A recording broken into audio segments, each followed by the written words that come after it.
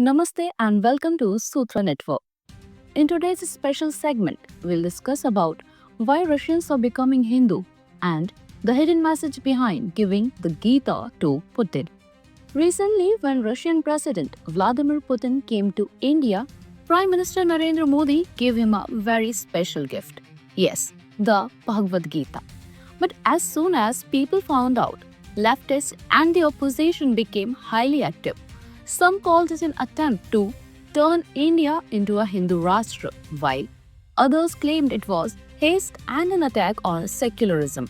This gift may look simple, but behind it lies deep politics, history, and civilizational emotion. And the most important thing, the very Gita that has caused such controversy today was once banned in Russia. Its followers were thrown into jails and declared CIA agents. Anyone who read or believed in the Gita was declared mentally dangerous, and that too by law. The situation became so bad that people had to hide the Gita inside books of Karl Marx. But today, the environment has completely changed. The same Russia that was banned the Gita is now openly embracing Hinduism. Today, Hinduism is the fastest growing non-Abrahamic religion in Russia. Rath-Yatras are being carried out. Bhajan-kirtans are happening. Many popular Russian celebrities are converting to Hinduism. Many Russians are even getting married with Hindu rituals. Yoga, Ayurveda, Sanskrit, and Gita courses are started in Russian universities. Soldiers are writing Krishna on their uniforms. And in the Russia-Ukraine war, people are singing Hare Krishna kirtans. This clearly shows that a large section of Russians is leaning toward Hinduism. But how did this shift happen in Russia? And the biggest question, if Hinduism's soft power increases in Russia, what strategic benefit does India gain? Let's understand this fascinating transformation deeply. Russia today is a country that follows Abrahamic Christianity. But if we go back into history, it was not always an Abrahamic society. Christianity came to Russia very late. The early population worshipped nature, fire, water, sky, and ancestors. These cultures included Yamnaya, Afanasivo, and Sinthasta, whom modern scientists call Proto-Indo-Europeans. These were the ancestral groups from which both Slavic people, that is, Russia's majority population, and Vedic Indians descended. Their genetic roots are the same. From the Ural Kazakhstan region, skeletons 3500 to 4000 years old have been found containing the same R1a Z93 DNA sequence found in the Vedic Aryans of India. Such similarities cannot be coincidence. Language strengthens this link further. Many studies have proven both groups shared the same ancestry. Sanskrit and Old Slavic both have similar grammatical structures, 8 cases, dual number, similar verb systems, and many words emerged from the same root. In Slavic, Veda, Vedat, Vedaj means knowledge. Exactly the same meaning it has in Sanskrit. Some words are so similar that it seems one was copied from the other. Not only this, Vedic traces have also been found on Russian soil. Fire altars were found in the Sinthasta and Andronovo cultures near the Russia-Kazakhstan border. Excavation at Archaeological revealed a circular city with a central fire altar. Many historians consider it a Rig-Vedic-like culture. Remains of yajna sites, solar symbols, and swastika-like patterns, Vedic-style burials, carry-out burials, all found there. Archaeology appears so Vedic that archaeologists call it a Proto-Vedic city. In addition, idols of Kali, Varaha, and Vishnu have also been found in Russia. If we examine ancient Slavic gods, we discover deep Vedic similarities. Perun, god of thunder, like Indra. Wales, lord of underworld, water and cattle, like Varuna and Rudra. Swaroop, god of fire and blacksmiths, like Agni. Mukhosh, goddess of fertility and earth, like Shakti or Prithvi. Slavic sun symbols, even older than the swastika, match ancient Indian solar motifs. Their festivals revolve around fire, purification, seasonal changes, and ancestor worship, exactly like Hindu traditions. All this genetical, archaeological, linguistic, and religious evidence shows Russia and India once belonged to the same cultural family.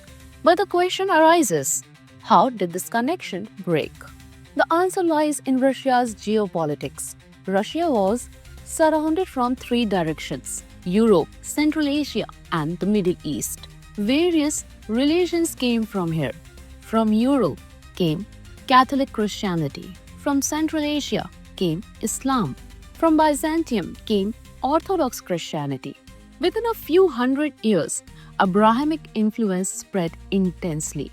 Russia's turning point came in the year 988, when Prince Vladimir came to power. He was originally a Slavic pagan king who built a large temple with the idol of Perun.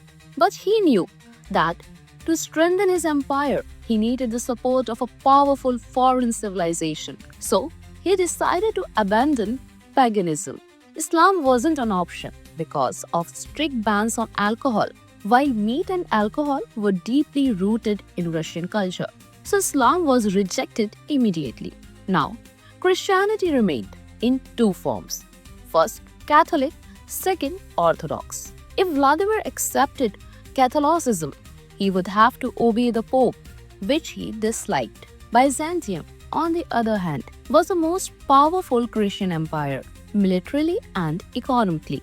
Its religion was Orthodox Christianity. So, Vladimir chose Byzantine Orthodoxy. He made it the state religion to gain the empire's trust. But then came the irony.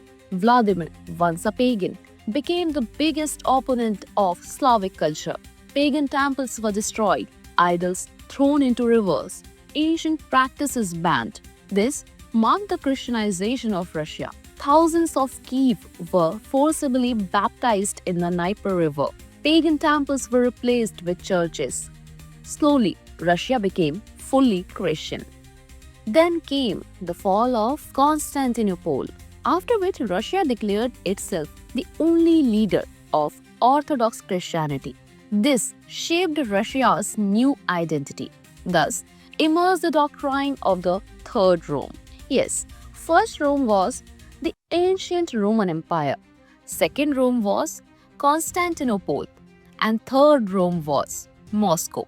Russia believed that the first two Romes had fallen, so Moscow must never fall. This deeply influenced Russian politics and identity. Meanwhile, ancient pagan culture was fully suppressed. Then came 1970 and the USSR. The communist regime declared religion the enemy of the state. All religions were oppressed, but the most targeted was Hinduism. You must think why. Because in 1971, ISKCON founder Srila Prabhupada visited Moscow and introduced some Soviet youth to the Gita. The small meeting alarmed communist regime. KGB declared the Gita a CIA conspiracy, the same Gita that Modi gifted Putin. Hindus were forced to tear Gita pages, hide them inside books of Stalin and Marx. Anyone who chanted was arrested, declared insane, sent to Siberia, given electric shock under punitive psychiatry. But devotees did not give up. In jail, they applied tilak with toothpaste, made malas from breadcrumbs, and chanted quietly at night. By 1991, the USSR collapsed. Russia was in crisis and surrounded by Western sanctions. The only true allies left were India and China. India had already supported Russia historically, especially in the 1971 war. This strengthened civilization respect for India in Russian minds and became the beginning of Hindu revival in Russia. After 1990, ISKCON grew openly. People found meditation, discipline, alcohol-free life, community, peace. This triggered a rise in Hinduism. Now, Russia has 30 plus temples, 100 plus community centers, 70 plus registered Hindu organizations, 60 plus Ayurveda clinics. Millions of people are practicing yoga. Universities are teaching Sanskrit and Gita. Huge Rath-Yatras are being carried. Many families have become fully vegetarian. Top Russian influencers become Hindu. This is the same Russia that once called Krishna devotees mentally ill. The most striking part is Hinduism isn't growing due to Indian migrants. Russia has only approx 60,000 Indians, but there are 140,000 Hindus in Russia, out of which 90% are ethnic Russians. So let's talk about Hinduism's rise in Russia, a strategic blessing for India. Religious shifts influence global politics. Cultural soft power shape nations, just like Jewish influence in the US, Christian networks in Europe, Turkic unity in Central Asia. Similarly, millions of Russians embracing Hindu culture increases India's geopolitical soft power. It builds emotional and cultural alignment with India. It impacts public sentiment and eventually may influence policy.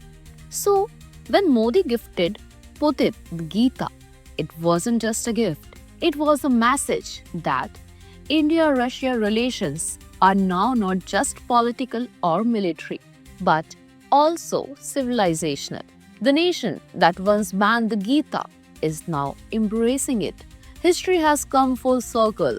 The same Russia that once tried to eliminate Hinduism is now accepting it. And India, once again, is demonstrating its civilization's strength on the world stage. So, what do you think about Russia's Hinduism journey? Tell us in the comments.